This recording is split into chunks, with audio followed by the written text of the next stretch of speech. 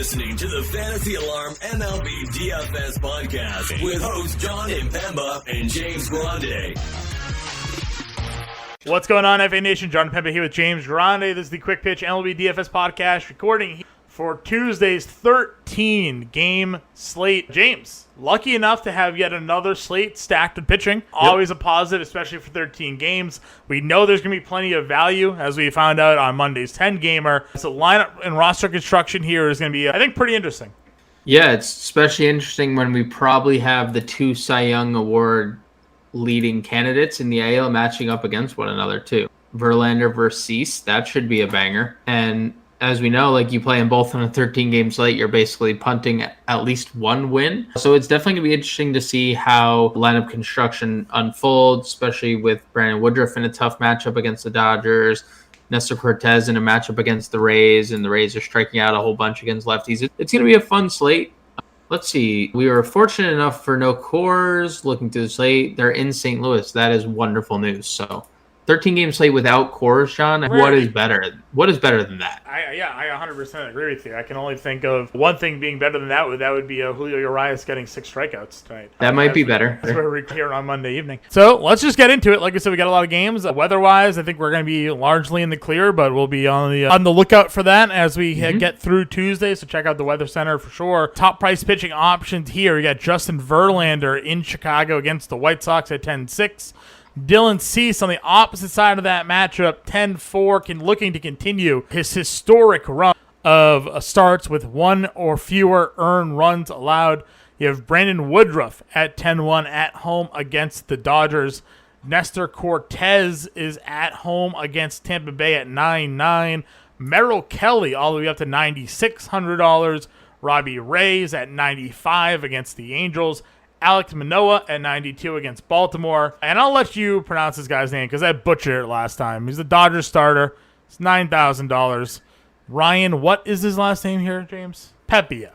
Lovely. So that is your 9K and above range. We got about 8 starters on DraftKings, that high priced up. James, do you have FanDuel open by chance? Yep, you have so many guys over 9K. Yes, There's you just realize that so from many Monday's slate, how highly they were pricing these guys. Verlander, Cease, Manoah, Cortez, Ray, Woodruff, Kelly, Justin Steele, Charlie Morton, Nick Pivetta, all over 9K. So Charlie Morton, we didn't, and Nick Pivetta? Wow. over 10, over 9K. Also, John, your favorite player, Julio Rodriguez, I don't know if you saw the clip, said that in the minors, Ryan Pepio was the hardest matchup he has, which I found extremely interesting that Ryan Pepio was the answer to that question. But anyways, Verlander Cease is an elite matchup. If you like pitching, bet the under on the earned runs in that game. Yes. If you like pitching, the Nerfy is probably in play here. The under is probably in play here. The over on Cy Young Awards is probably in play here as well. At this point, Cease has worked himself very much into that conversation. So yeah, who's been better in baseball? Who, over the last, I can't even tell you when. It's dating back to May. Yeah. Right? It literally 14 May 29th. straight starts with one or fewer earned runs. It's not even, doesn't even make He lost sense. the last game, too, with one earned run. Yeah, so either one of those guys are clearly in play. This is one of the tougher spots we've seen Brandon Woodruff in. Yeah, I don't really want it. I will say it's obviously a contrarian play if you think that Brandon Woodruff can go nutty, and he can. But he hasn't also been the same guy as he was last year. You don't have to. There's 30-point upside here. Nobody will be on him. Yeah. That will be a 3% roster play. Yeah, I think there should and will be pretty decent ownership on Nestor here. Over, let's just say since the start of August, John, left-handed pitchers have struck out the Tampa Bay Rays 34.7% of the. Do you want to guess what that ranks in amongst the league, John? First. It was actually second. This is shocking. Is the Nationals? Yeah, that is actually crazy. Just throwing that up. But yeah, Nestor coming off 10 strikeouts in his last game. We're starting to see a early season version of Nestor Cortez just over the last handful of games. Would have registered for quality starts if he had gone deeper into them. The only thing is we're entering that Julio Urias territory in terms of pitch count because they're unsure of like how fresh Nestor's going to be at the end of the year since this is the most he's ever thrown. Yeah. You're just contending with that. But if you're telling me you're a guy coming off a 10 strikeout outing is getting a team striking out 35% of the time, I'm going to have interest. Yeah, I think that's fine. I think the next two guys are kind of interesting from a prior matchup standpoint. You've looked at Merrill Kelly this year against San Francisco 3 times. He's faced them. He's 2-0. He's got a 0.70 whip, a 1.69 ERA, 17 strikeouts in 21, and the third innings, just 4 earned runs allowed. We've talked about the Giants lineup of late. This is a team that had been striking out at a decent clip again, just in general. I know if you're looking at some of the more recent numbers, they've kind of gone back to being a team that hadn't been striking out, but Merrill Kelly seemingly has their number so far this year. And then another team where we had been attacking them because they've been striking out a lot. The Angels, of the last 15 or so days, last 2 weeks, that number's come down a bit. But Robbie Ray, 2 starts against the Angels this year, 20 strikeouts in 14 innings, just 2 earned runs allowed. Both of them pitching really right now. Now, if you're looking to save a little money from those guys, I think them two are also very much in the consideration. I completely agree. And I suspect Robbie Ray is quite popular here. Yeah, I would $9,500. I would agree with. Last couple starts for him, back on the wagon, faced the Angels even 7 innings, 10 strikeouts in that game. So sometimes that's a good thing, sometimes that's a bad thing, right? We've seen pitchers face a team, he tries to approach them the same way, and they're ready for it, and It doesn't always work out. And then you have Luis Castillo that faced the Yankees 3 times in 4 starts and knocked them down all 3 times. You just don't know which way it's going to go. That hurt, but I agree. It's just the most recent example of that. No, I agree. Probably would have some interest in Manoah, but like moderate, and then no interest in Pepio at $9,000. Like they need to fix this dude's price. Yep, I'm with you there. In the mid-tier under $90,000 grouping, you got Sonny Gray at 87 on DraftKings going up against the Royals. You have Charlie Morton at 85 against the Mets. Flip side of that matchup, Ty Walker going up against Atlanta at 8,200, and Pivetta is at 8K at Pittsburgh. You mentioned FanDuel pricing. Both Morton and Pivetta were over 9K. Justin Steele, $9,700. Justin Steele over on DraftKings is just $6,200. What are we missing here, James? You mentioned the strikeout numbers for lefties against Washington right now. Yep. And look at Steele's last game. Against Washington, 9 strikeouts. Against Miami, 10 strikeouts. Again, how do we discuss this? Because he's $9,700 on FanDuel. This is the Alex Cobb from Monday night, right? It was Alex Cobb was significantly more expensive on FanDuel. Yeah. Like $9,000 on FanDuel. $3,500 difference. Does that make him more appealing? We talk all the time, someone's going to be right here. But he's definitely appealing on DraftKings. Yeah. I can't really get there on FanDuel. He hasn't even been bad, right? He's not bad, but like 9,700 at that point, like I might just take a shot on Brandon Woodruff for $400 more. Well, I'm talking about what's DraftKings doing. Look at his start. Look at his start since June 5th, right? He's only had 1 start where he's allowed more than 3 earned runs. A couple starts ago against the Giants, he had 4 unearned runs allowed. Still had 6 strikeouts in that game. Against Miami, he only went 4 2/3, but he had 10 strikeouts, 93 pitches, and 4 2/3. His last 10 starts, he's got a 2.6 ERA with 59 Ks in 54 innings. He's 6,200. No, it's a steal. It's a steal. He's a clear-cut SP2 on this. Yeah, I don't think we need to like Sonny Gray. Like he hasn't been great. Morton, I think you can play because they're strikeout upside, but do we need to against the Mets? Hit 3 home runs against them the last time they face each other. Pivetta has some strikeout upside here, but not the same guy that we saw earlier in the year. It's just like you could play Jeffrey Springs against the Yankees because the Yankees stink right now. But other than that, like Justin Steele, 6,200 just feels really good with current form Nationals, which makes sense. Basically, since the Soto trade, right? Yeah. Soto, Bell gone, 2 of their best hitters. And here we are, 30-something% K rate. Those pesky Nationals no longer pesky. I remember a week after that trade, we're like, oh, let's see what their strikeout rate was. And it was still pretty low. I was like, I guess they just fight everything off. And now we are like 2 weeks removed.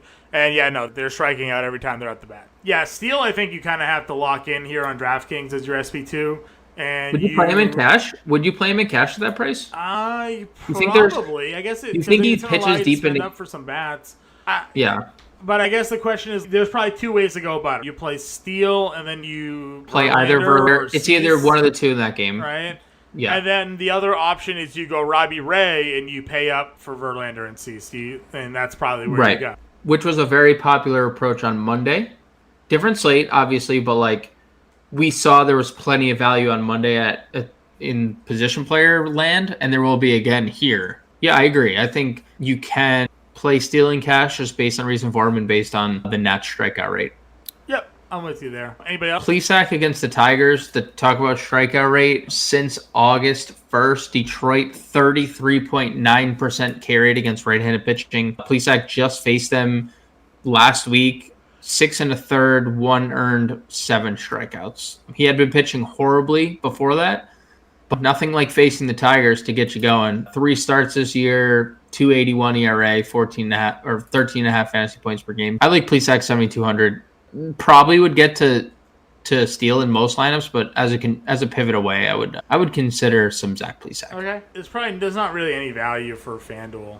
You said Plesac, he's probably at 78, right? Yeah, it's probably Plesac. Like, I like the Sears kid. He was really good for the Yankees before they dealt him, but I don't think there's like enough strikeout upside from him to like really make him worthy of anything. Jacob Junis, John, what are your thoughts there? He got shelled his last time out. And he was never really pitching deep into games, which is Never. Especially on FanDuel, where you need the quality start. So yeah, Plesac is probably as low. I would say Springs at 82 is a pretty good contrarian play. I don't think a lot of people, even with the Yankees struggling, would go there because it's in Yankee Stadium. I think on both sites, Jeffrey Springs is too cheap. all right, let's go on over to the catcher position then. Again, big slate, a lot of catcher options to choose from. Any initial split matchups that we're looking at? Cal Raleigh gets a lefty at $4,100. We talk about the power for him against left-handed pitching is certainly there. Sure. Sean Murphy against a lefty. Yeah. Sean Murphy has shown a lot of pop against lefties this year. Alejandro Kirk against a righty, if he was out of the lineup. Salvi against a righty. I think catcher's in a really good spot. Elephant in the room here, John. Wilson Contreras is 5,700, but it's Patrick Corbin day. I know. So is that if you're too playing much Steele, why not stack it? Is 5,700 too much for Wilson Contreras? Like probably you need a home run. So Wilson Contreras against lefties this year is hitting 244, but 90 at bats, 8 home runs, a 407 WOBA. Yeah, like that's like big time power. All the power coming from against left-handed pitching, and we know Corbin is like the gas can of all gas cans. So yeah, he's up there for sure. Yeah, it just I don't know. We'll see if he fits your builds. If you have them, we'll go. But again, this is our first look. So if we find some more value across like the middle infield positions or something like that, then I'd be willing to give it a look. Sure. Anybody else? The Yankees, like I keep saying Trevino against lefties, but he's crushing lefties. He had a hit tonight. He's still $2,800. I would go back there. Kybert Ruiz, we saw him double dong. He's $2,900 against Steele if you want to play against that. If you want to play against Zach Plesac, I don't think it's a terrible idea. Plesac was so bad going into that Detroit start. I don't think it's a terrible play. Going back to some Detroit guys there. Molina against Freeland. I know it's in St. Louis and not Colorado, but the last time Yachty had a good game was his 2 for 4 in Colorado. That was against Kyle Freeland. Maybe Yachty 2,400 would be the lowest. And John. I saw. Yan Gomes. I saw.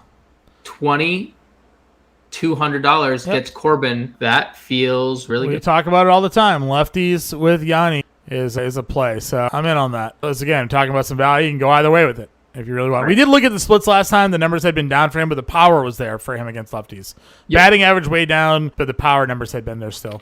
At first base, if we're looking at the top of the position, Goldie gets a lefty. We've talked about Freeland, though. When he's out of course, he's been pretty good this year. But still, Goldschmidt, Arenado have just been laying lumber against left-handed pitching. So no real problems with me going there if I'm in that position. I feel the same with CJ Cron, even though he's out of course. Gets the matchup against Quintana. I wouldn't have an issue with that. And Wisdom. Again, he's priced too high, but if we're going all in on the Cubs here, we can make it work.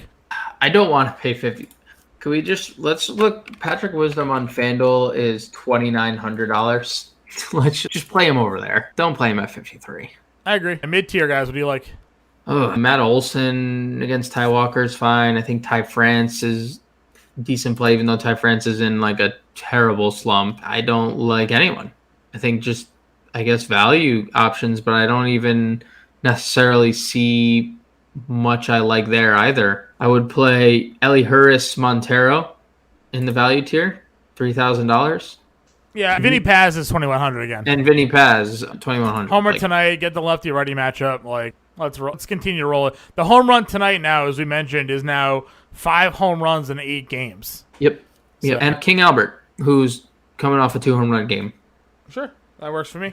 And he gets a lefty. Go to second base, so you spend it up.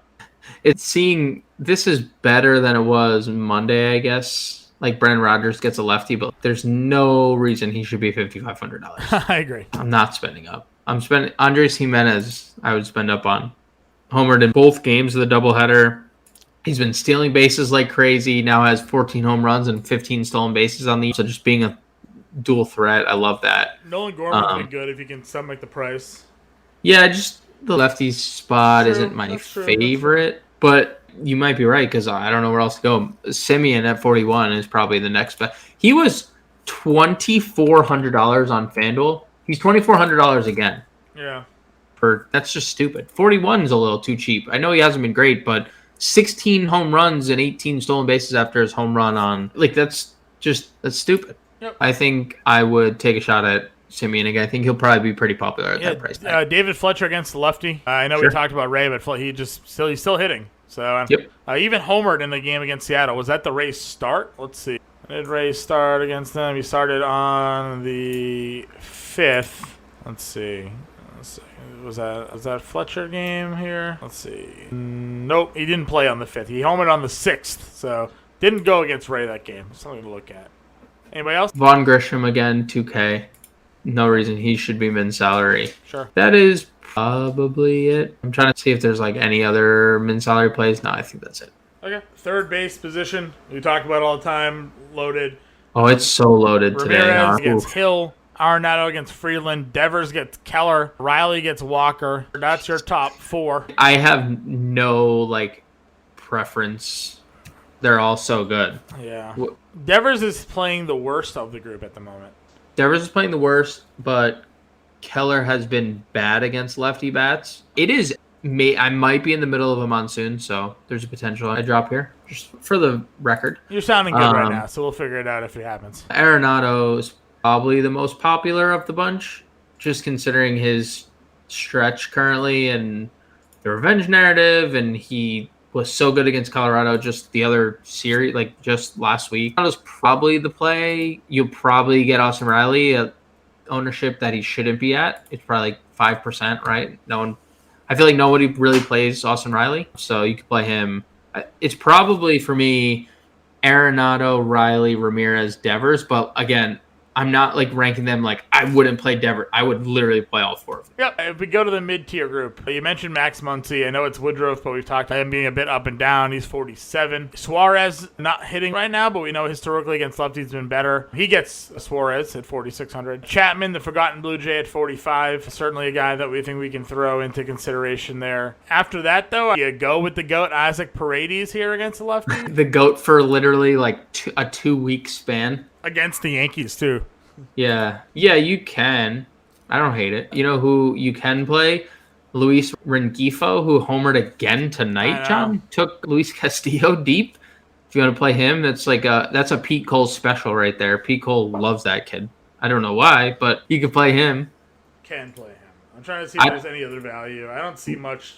Emmanuel Rivera, 2,500 against Junis. He's been amazing. Hitting second, by the way, tonight for Arizona. So that works. Shortstop, you got Lindor, Turner, Seager, and Bogarts up over 5K. Seager's been hitting lefties extremely well this year. There's been a ton of power. I want to find the on fantasyalarm.com. Go to our lineups Lindor, page. 361 with a 900 OPS the last 10.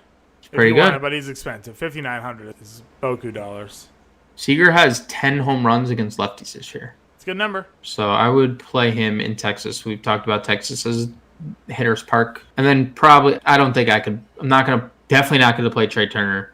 I don't really care. I know Lindor's been good, and I'm happy he's good, but I'm not going to pay $5,900 for him. It's probably Bichette. If Dejong is in the lineup. Yeah, oh yeah. 3,100. Oh yeah.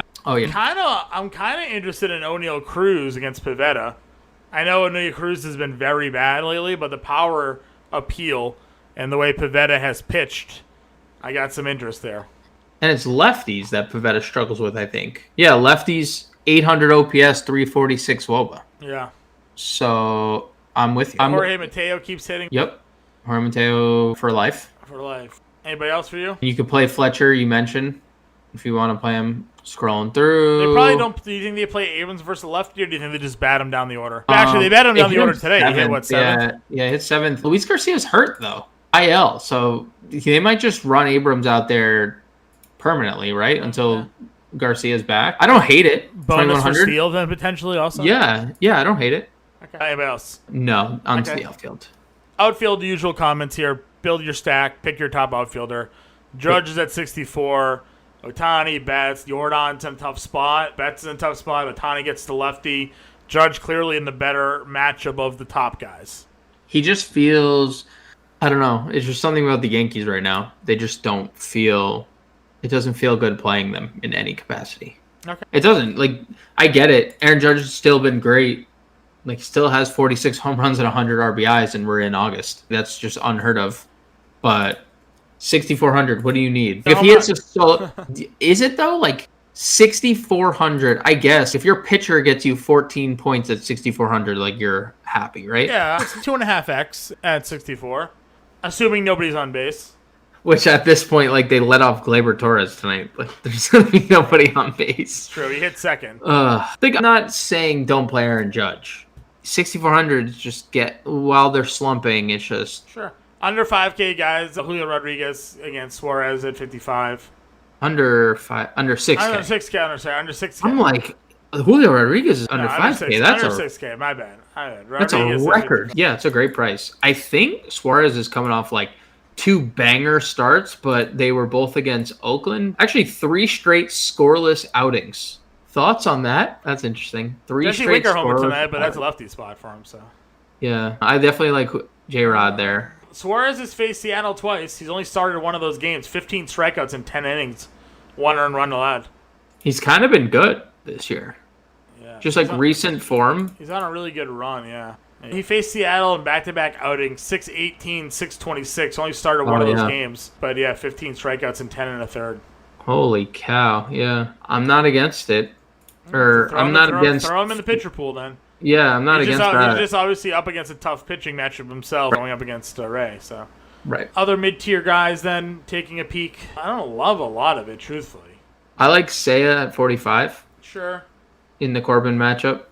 Yep. Ian Happ, wherever he is, 43. Double dong on, and he hits better from the right side too. So, Ian Happ coming off a double dong. If you want to go Texas stack, Adolis. I was going to say Dylan Carlson hits lefties better. Dylan Carlson probably leads off here too.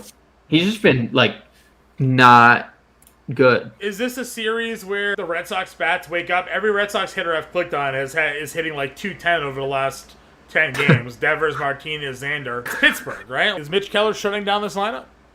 Also worth noting, actually, that's something to pay attention to. Let me see real quick here. So they don't have him priced too down, but Kike Hernandez is expected to return to the Boston lineup. That's your leadoff hitter. So he's on Tuesday? Yeah, he's 4,100. He's an outfielder only, though. That could be viable. Keller's been kind of good. You could do that. I don't hate it. I don't love it. I don't hate it. I don't love it. Sure. Okay, just throwing him out there for Red Sox guys there. Yeah, I would. In tournaments, I think the Red Sox are interesting in tournaments because Keller, although pitching well, like we know Mitch Keller is not what has been hyped up to be in the past. Brian Reynolds is 4K. Yep, lefties against Pivetta. Riley Green at 39, even though you're in Alpisac. But I also did mention I'm not stacking against Zach Plesac because he's not a good. We mentioned the Suarez stats in Seattle. Haniger wasn't a part of those games. Haniger's hitting 400 since he's retired. I saw that today. I couldn't believe it. That dude rakes. Yeah. You just kind of forgot about him. Yeah, he's gonna keep hitting. If you want to be ultra contrarian, don't you just play Houston? Like, who's gonna play? Who's gonna go up against Dylan Cease right now? Yeah, if you feel like donating. Your boy McCarthy, no love, 3,300. I know. Guys just casually out here stealing bases left and right, and they're just like, nah, 3,300. Hey, man, he's going to keep stealing bases. Keep running them out there, right? You mentioned Meneses at first base, right? Or was that just yesterday's pod? That was yesterday's pod, but 3,200. power. 30-year-old just making a claim to stick around. $3,000 Alex Verdugo, last 10 games, 406, 1,200 OPS. The only Red Sox. Only Red Sox hitting right now. 7 doubles over that span. Yeah. Not too bad. 3K. Yeah, that's a good call. Feels like a nice cash game. Look at these scores. Outside of that last Yankee game, 14, 9, 7, 7, 17, 0, 17, 19. Like, super consistent for cash games. Did Franmil get on the board today? He had a triple. 2,800 against Corbin. Yeah, for sure. I think that's got to be in lineups, doesn't it? Yep. It's gonna be Seiya, Happ, Franmil in the outfield because they'll bench Ortega. Yeah, I like that, man. That's a great call. Franmil, 2,800. He's probably gonna be popular though. The Cubs were one of the projected most rostered plays on Monday. And we talk about all the time, right? Corbin is so bad. It's going to be an obvious stat. So bad. And they're going to see how well he's been hitting, and they're going to be like $2,800. Enter. Where do I sign? Yeah, where do I sign? Franmil over on FanDuel, $2,700. Yeah, he's going to be like a all format play. Yeah, they're going to be in a lot of lineups. Any other guys? Leotis Taveras, 2,600. Triple tonight. Run scored. He's definitely in play. Victor Robles, if he leads off against Steele, some stolen base upside. There was some good value. The Orioles led off Ryan McKenna. He has 3 hits, but I assume with a righty on the mound, they'll lead Mullins back off. Yeah, nothing else down here. All right, home run call. Home run call. I will go with Wilson Contreras. Wilson Contreras against Patrick Corbin is your home run call. I'm going to run out with... You're going high, so I'll go low. I'm going to run back the little Vinny pass. Guy is just locked in right now. $2,100. Lefty-righty matchup against Sonny Gray. We know he's got power. 5 homers in his last 8 games now. Vinny Pasquantino for me. Wilson Contreras for you. And that is the podcast. If you have any questions, get us in Discord. Catch you guys later.